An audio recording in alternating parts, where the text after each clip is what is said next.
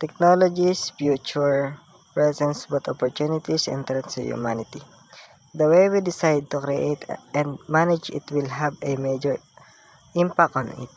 Positively, technology could help with a lot of global issues like expanding access to education, battling climate change, and enhancing healthcare.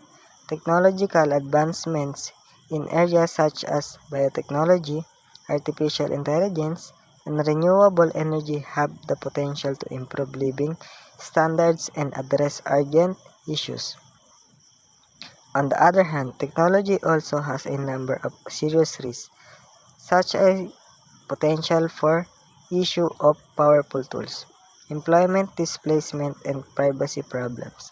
For instance, if AI develops is not properly controlled, it may result in moral conundrums and anticipated outcomes.